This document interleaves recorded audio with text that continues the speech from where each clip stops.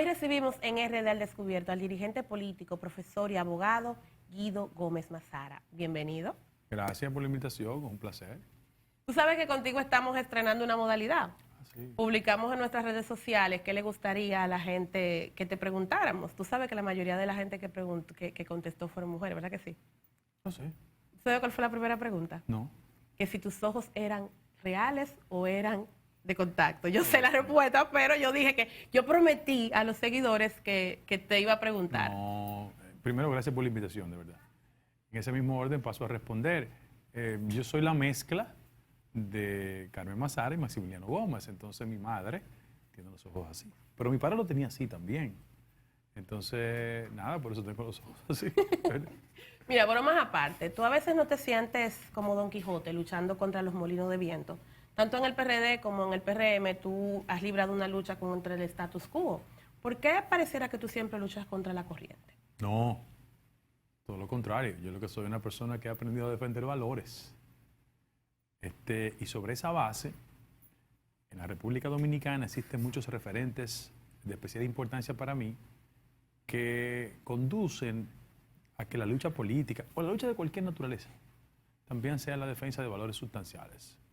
Yo, por ejemplo, tuve la suerte de tener una vinculación con el doctor Peña Gómez y él fue un referente importante de cómo el talento era capaz de imponerse y saldar todos los obstáculos posibles.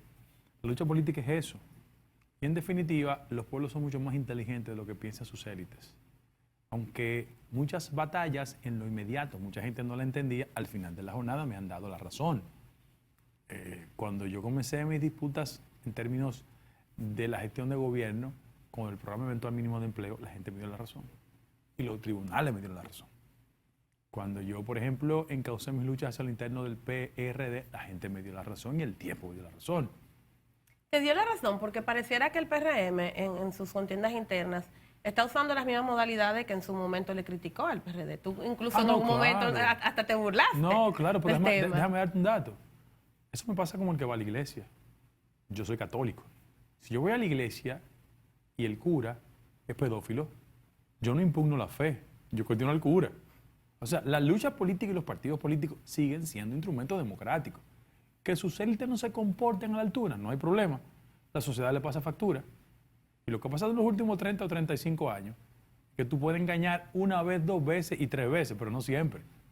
Al final de la jornada, los ciudadanos tienen una mayor capacidad de pasarle balance a los comportamientos incorrectos. En el caso específico, por ejemplo, de las luchas que yo llevaba cuando mis compañeros del PRM le sudaban las manos y le temblaban las rodillas, yo llevé el proceso de Jean Alain, estando ellos en el gobierno, el de Cáceres, estando ellos en el gobierno, el de Gonzalo, estando ellos en el gobierno, y yo no me he muerto, estoy aquí. En el caso específico del partido, fíjate que yo, cuando pretendía ser el candidato a la presidencia del partido, todo el mundo sabe lo que pasó. Repitieron No, el método antidemocrático que siempre pensaban y decían que era incorrecto. Porque tú ves que la gente cambia de casa, pero lo de mañas. Y yo dije, no, ese es un método que no se corresponde con las prácticas democráticas y con el discurso democrático. O sea, que una con guitarra y otra con violín para algunos. Para algunos, pero la sociedad dominicana se da cuenta, ¿quién lo engaña? Mira, Abril, en el siglo XXI estamos todos a tiro de un clic. Aquí hay gente que tú le tienes que preguntar, ¿y por qué usted decía tal cosa hace 4 años, 5? ¿Y por qué usted ha cambiado? La gente se da cuenta. ¿El PRM es un partido político o es un conglomerado de personas que en teoría van arreando para una misma meta? No, porque desde fuera no parece como que esté funcionando como un partido político. El PRM es un partido como resultado de la insatisfacción por la situación interna del PRD. Y en breve tiempo lo que hizo fue trasladar aquella fuerza a esta dirección. Ahora, para ser un partido político, con escuela de formación, con estructura, todavía es un proceso. Porque, repito, después del ajusticiamiento de Trujillo, el partido que en menor tiempo conquistó el poder es el PRM. Eso es un mérito. Ahora, la gran dificultad institucional consiste en que la mayoría de los funcionarios partidarios son funcionarios gubernamentales. Entonces, nunca permite un avance a un ritmo específico del partido. ¿Tú crees que el gobierno que está haciendo tu partido es un gobierno socialdemócrata o está más cerca del neoliberalismo? Porque ustedes dicen que es un socialdemócrata, pero hay muchas medidas que están más cerca de la derecha que de la centroizquierda. Mira, tú sabes que los críticos de Tony Blair le decían en Londres que era socialdemócrata, pero que iba en su carro, ponía la adicional a la izquierda, pero doblaba para la derecha. Mira, en el partido de nosotros, si bien es cierto el componente ideológico, el socialismo democrático, el predominio conservador del partido es evidente. Y hay un error histórico de los partidos de origen liberal, que en el poder, cuando se mueven hacia la derecha, tienen una dificultad con su base social. Doy explicaciones. El Leonel Fernández del 96, que recibió los votos reformistas, él debió mover el reformismo al PLD, no poner el PLD cerca del reformismo. No sé si me explico. Te entendí perfectamente. En el caso específico del PRM, el PRM no puede ser un partido que tenga una propuesta ideológica formal socialdemócrata que reivindique el pensamiento de Peña Gómez, pero se mueva hacia los sectores conservadores, porque eso es un espacio ocupado.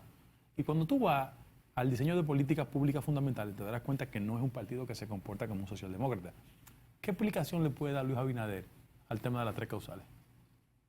Ninguna. O sea, búscame un compañero... ¿Que le tiene miedo a la iglesia? No. Esos son los fantasmas de siempre. ¿Qué explicación política tú tienes que darle a un segmento de la población que te apoyó electoralmente y que te tiene pendiente cobrártela? Por eso yo he dicho que es mucho más atractivo al interno del partido construir un candidato diferente a Luis. ¿Por qué va a ser ese candidato? Va a renovar las esperanzas. Al que no se incorporó al proceso se va a sumar, y al que está, evidentemente va a seguir en la intención de que el partido se mantenga en el poder. Y ese segmento de 6, 7 u 8% que nos dio la victoria, de gente sin vinculación política, necesita una propuesta que se parezca a ellos. Yo te di el ejemplo de las 3 causales, yo te doy otro. ¿Cuál? Nosotros le dijimos a la sociedad dominicana que la política de endeudamiento era incorrecta, lo consignamos en el programa de gobierno. Se han endeudado más que en los 15 años anteriores, yo creo. En 30 meses hemos generado 27 mil millones de dólares de endeudamiento. ¿Sabe cómo eso se traduce en el presupuesto nacional? 21 mil millones de pesos mensuales por intereses al pago. Entonces, eso significa que el partido necesita una visión de carácter social. Te doy otro ejemplo. Esta semana, la Dirección General de Impuestos Internos desempolvó una resolución que estaba suspendida del año 2013, que obliga al pago del ITEVI a los productores de locales de jamón, jamonetas, salchichón, salami. Que ya de por sí estaban moridos por el tema de la peste porcina. Pero tú te imaginas un país que tiene un problema de costo de la vida y cómo en la canasta básica, el gentil más pobre en la República Dominicana, según el Banco Central, necesita 24 mil pesos mensuales. Es la primera vez en los últimos 25 años que el salario mínimo formal casi necesita menos de la mitad de lo que establece el 24 mil pesos que significa la canasta básica. Casi siempre el 50% del salario mínimo generaba la capacidad de abastecer lo que decía la canasta básica. Ahora no. Eso es un problema estructural. Y por eso hay una convicción clara y precisa de que se gobierna para los ricos. 69% lo acaba de decir en la encuesta. Ahora tú hablas del tema de los ricos y hablas de los popis. Ahí parte de nuestros seguidores nos preguntaban y si existía algo de resentimiento social. Y me explico. Cuando tú hablas de que están gobernando los popis, yo recuerdo que tú me diste clase de Derecho Público internacional público, y yo recuerdo que tú nos decías que el país, que nosotros no creíamos que la capital, que el país era de la Lincoln hasta la Tiradentes, creo que fue lo que nos dijiste, y de la 27 a la Kennedy. Y que si nosotros salíamos de esa burbuja nos íbamos a dar cuenta que vivíamos en un país muy distinto. ¿Hay cierto nivel de división social marcada realmente en el PRM? ¿Tú realmente crees que hay esa lucha de clases sociales en República Dominicana? Primero, desde el punto de vista de las ciencias sociales, la confrontación política y la competencia expresa una diversidad social. Juan Bosch habló de Tutumpote, Pecoso Largo, hijo de Machepa. Hay un intelectual sumamente importante francés, se llama Thomas Piketty, que es el especie de nuevo libro, de la nueva referencia, que él tiene un texto importante que se llama Breve Historia de la Desigualdad, donde él dice, con razón, que ya los problemas ideológicos de hace 100 o 200 años no tienen que ver nada con el tema ideológico, marxista o no marxista, es el problema de la desigualdad. Entonces, ¿qué yo quiero decir con esto? El POPI no tiene que ver nada ni con resentimiento de clase, ni con impugnación al patrimonio. Un POPI no es un rico. Un POPI es un desconectado de la realidad social dominicana. En este caso, tú puedes ser de arriba, del medio, de abajo, y eres POPI. ¿Por qué? Porque no reacciona frente a situaciones elementales. ¿Cuál es el inconveniente? Que un 80% de la gente que hace vida política y hoy está en el gobierno no conoce el patio, el callejón, el colmado, el colmadón, el motoconcho. Y por eso está abordando políticas públicas al margen de esa realidad. No estoy diciendo que no tenga sensibilidad. Tú puedes leer estadísticas sobre la pobreza, pero si tú no tienes contacto con ella, tú tienes dificultades. No conoces la realidad. Y lo que tú entiendes que es una solución, posiblemente no lo sea. Abril, amigo que nos sintoniza, esta semana que concluye, solo en un país como este, un acontecimiento de esa naturaleza no estremece a la sociedad. El Hospital San Lorenzo de los Minas, creado en el año 1974, se establecieron que en el primer trimestre 74 neonatos murieron y en el mes de febrero 34. En cualquier país del mundo que no sea este. Eso es un escándalo. Pero vamos al fundamento para que tú veas que no es un tema de clase ni nada. La inversión en el sector salud de América Latina es 5% del PIB. Aquí 1.9. Es un problema. Eso tiene que ver con populismo, no. Tiene que ver con una concepción donde no prioriza a los sectores pobres. Además, mi partido, el gobierno, en que yo me siento identificado, porque hay aspectos positivos del gobierno que yo coincido con él. Este año financió 2.000 millones de pesos vía Bandex a la clínica privada. ¿Y el sector público para cuándo? Entonces, eso no tiene que ver ni con resentimiento. ¿Qué resentimiento? Yo fui a colegio privado, estudié en universidad privada, me fui a estudiar a Estados Unidos. No. Ahora, yo lo que aprendí, a través de una persona que tú conociste perfectamente, que la lucha política implicaba que los muchos que no tienen nada tienen que estar cerca de los pocos que lo tienen todo. Porque eso se llama equilibrio social.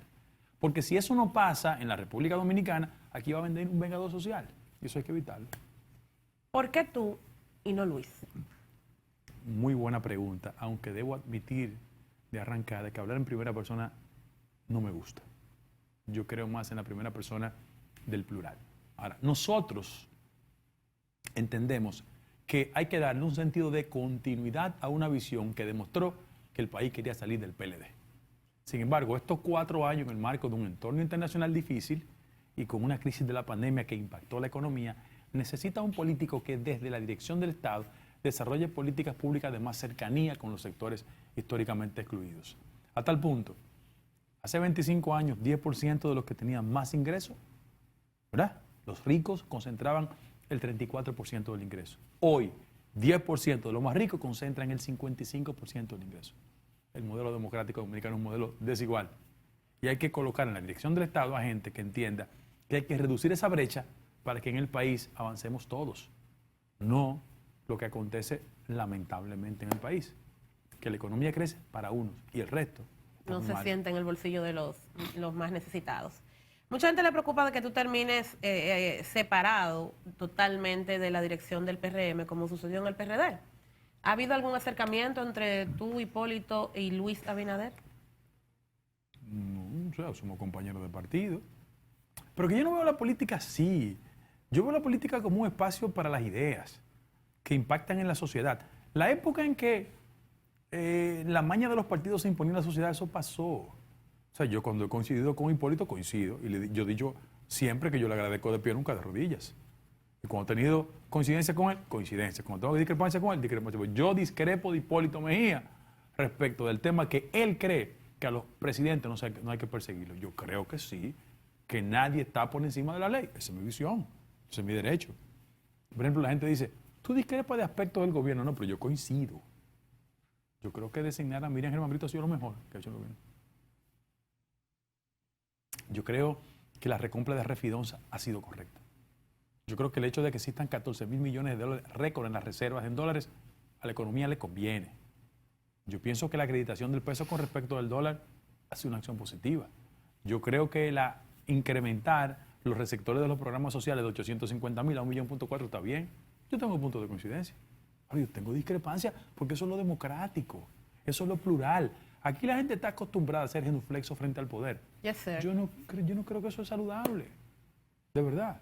¿Te ofreció el gobierno en su inicio un cargo gubernamental? Sí. ¿Y por qué no lo aceptaste? Porque esa fiebre por un cargo público me pasó a mí hace 20 años. Yo soy mucho más útil haciendo lo que he hecho. No era elegante yo ir a un cargo público, ¿verdad? Y estar en el proceso contra Jean Alain. No es elegante yo estar en un cargo público y estar en el proceso contra Cáceres, contra Gonzalo, revertir la decisión del archivo de Andy. Eso no era elegante. Además, yo no soy un presupuestófago. Yo no tengo que tener presupuesto nacional. De no lograr ser el candidato del PRM, ¿tú te planteas continuar o salirte o crear tu propio partido para finalmente tú tomar el ritmo de lo que tú entiendes que debe ser la buena política? Mira, yo estoy convencido que la mayoría de los PRMistas y una parte importante de la sociedad sabe que yo me parezco más a ellos, y lo que ellos representan, que Luis Abinader. Si tú llegases a ser el candidato presidencial, hay muchos temas que en las encuestas dicen que le preocupan a la sociedad. El primero de ellos es el empleo. Y todos los gobiernos de todos los partidos dicen que lo van a resolver. ¿Cómo tú entiendes que se puede paliar el tema empleo en República Dominicana? Lo primero es que el modelo de empleo en un país donde 800.000 ciudadanos están incorporados al sector informal de la economía es una señal trágica para el proceso. ¿Cuál ha sido el inconveniente de la generación de empleo en la República Dominicana? Que los sectores como zona franca y turismo, que son la fuente por excelencia de generación de empleo, hay que decirle a la persona que tanto en el sector público como privado hay 2,3 millones de personas empleadas formalmente que reportan a la Tesorería de la Seguridad Social. El resto de los 800.000 no reportan. Ahora, las características de ese empleo, tanto en el turismo como en el sector de zona franca, que tenemos que quitarnos el sombrero, son empleos que evidentemente el factor salarial no es el más atractivo. Te hago un ejercicio de matemáticas puramente pura, valga la reiteración, te lo digo. Miren, entre el sector público y privado, el salario promedio, hasta que el comité de salario no transforme ese monto, es de 28.000 pesos. De 50.000 pesos hacia arriba es más atractivo el sector privado. De 50.000 pesos hacia abajo es más atractivo el sector público. Ahora, en una sociedad donde los índices establecidos por nada más y nada menos que el Banco Central establecen características como el quintil más bajo 24.000, el más alto 69.000, tenemos un problema real con la situación social y económica. ¿Cómo eso afecta en el factor empleo? Si bien es cierto la gente anda procurando que el empleo y su monto le caiga atrás al sector inflacionario, porque ¿por qué la gente va al Comité Nacional de Salario? Porque dice, bueno, la canasta básica se ha disparado, la inflación está muy alta y el salario no llega a resolver los problemas esenciales. Sin embargo, yo soy mucho más amigo, estoy de acuerdo con el aumento salarial, pero yo soy mucho más amigo de que se revista al ciudadano de no tener todos los meses la intranquilidad de que el factor inflacionario se descontrole y por vía de consecuencia tengamos un salario cayéndole atrás constantemente al factor inflacionario. Eso? Qué bueno que me toque el tema. En el caso específico de la República Dominicana, yo hubiese preferido una y mil veces limitar los ámbitos de la inflación con una estrategia económica diferente. Mira, el gobierno asumió inversión público-privada por un lado y fideicomiso. Yo hubiese preferido, en aras de reducir los ámbitos de las políticas de endeudamiento que conducen a que coloquemos 21.000 millones de pesos mensuales al pago de los intereses, yo hubiese preferido dos cosas. Reducir la evasión 61% este año. Si tú lo bajas a 30, tú generas los recursos frescos para eso. ¿Y cómo tú reduces la evasión? Siendo mucho más eficiente. Y ahí también Pero otra cosa, te digo la siguiente pregunta. ¿Tú sabes cuánto alcanza la exención fiscal en este país? 5% del PIB. Eso es más que educación. Tú tienes que sentarte con los actores fundamentales y decirle, ¿usted quiere paz social? Ayúdenme. Pero es fácil decir que no hay evasión, pero si tenemos en cuenta que las pymes representan como el 28% del PIB más o menos, y nos meten o nos obligan a pagar un anticipo de lo que ellos entienden que uno va a ganar, que no es real. Qué traumático eso. Y que además yo tengo que pagar un ITEVI por factura emitida, pero no factura pagada, en un país donde nadie paga antes de los 90 días. Tú estás promoviendo que la gente evada y haga por debajo de la mesa todo lo posible. El modelo impositivo dominicano le da una señal a los evasores, lamentablemente. Ahora, ¿cuál es el problema? Que una parte importante de los dominicanos que evaden, no lo estoy justificando, sienten que los fondos públicos no son manejados con el nivel de transparencia suficiente. Y se nos devuelven servicios. Y los servicios fundamentales del país no tienen el nivel de eficiencia requerido. funciona la seguridad ciudadana, la calidad educativa, los servicios de salud. Entonces, ese es el problema. Cuando tú tienes un Estado que resuelve la noción de eficiencia frente a los ciudadanos, ellos tienen mucho mayor entusiasmo para pagar impuestos. Ahora, en el caso de la República Dominicana hay otro componente, la presión fiscal. En América Latina la presión es entre 21 y 24, aquí 16. Entonces tenemos un problema estructural. Ninguno de los gobiernos quiere pagar el precio político de una reforma. Bueno, pero es que tú lo dijiste antes, todos aceptáramos una reforma si esa reforma se nos fuera a transferir en servicios. Pero aquí ni hay seguridad, ni hay salud, ni hay educación de calidad, tenemos temas de energía eléctrica, entonces tú estás obligando a gente a que pague más impuestos, pero no recibe servicios. Por eso al país le conviene un político que tenga un mayor entendimiento de los temas sociales, porque lo que genera mayor perturbación en América Latina y en la región, en la actual coyuntura, es el tema de la inequidad social, de la desigualdad. Mira, Abril, por más sensibilidad que exhiba gente de cualquier sector, si no está cerca de la pobreza nunca, tiene dificultad de entenderla. Yo hablo del sector educativo y te hice la referencia del Hospital San Lorenzo de los Minas, pero yo te pongo otro ejemplo. ¿Por qué en los países nórdicos el factor seguridad no es una perturbación? Porque la distribución de la riqueza es mucho más equilibrada. ¿Qué tú le puedes decir a un muchacho de los Minas que se levanta temprano, se va al trabajo, de ahí pasa a la Universidad Autónoma de Santo Domingo y llega a las 10 de la noche a su casa y encuentra la patrulla policial picándolo? O sea, es que el modelo democrático no está generando incentivos a la gente. Por el contrario, lo está acercando, lo está perturbando. Y eso amerita una respuesta social. Mi crítica también al gobierno ha sido lo siguiente, que es una herencia fatal de los gobiernos del PLD. Que el gobierno se ha subido en la cresta de la ola en la dirección de resolver problemas estructurales por la fuerza de lo mediático y lo estrictamente propagandístico. Esta semana el gobierno aprobó 1.400 millones de pesos para publicidad. En un país con tantas falencias. Pero es que aquí si tú no cacareas lo que hace, entonces dice que no se hizo. Y la misma encuesta tan celebrada de la Gallup indicaba que la gente realmente no sabe lo que ha hecho el gobierno. Pero yo pienso que cuando tú haces las cosas, la gente lo percibe. Los funcionarios más populares de este gobierno no es por inversión mediática. Yo te voy a dar el nombre de funcionario más popular. Miriam Germán Brito. No invierte 2 pesos en publicidad. Jenny Berenice. No invierte 2 pesos en publicidad. Camacho. No invierte 2 pesos en publicidad. Pero lo del Poder Ejecutivo son otra cosa. Lo que estoy diciendo es el reconocimiento ciudadano respecto de ello. Aquí la gente confunde uso de recursos en relaciones públicas y propaganda como instrumento de alzarse políticamente. Eso es una equivocación. Los políticos en los últimos 20 o 25 años han invertido solo en la publicidad, se han quedado desconectados. Debe ir una cosa atada a la otra. Gonzalo era el más popular. Y miren dónde está. Ahora Guido, se nos ha acabado el tiempo. Y creo que se me debe otra entrevista porque se me quedaron como 10 preguntas que yo le he prometido a la gente. Yo no tengo temas prohibidos. No, yo sé que no.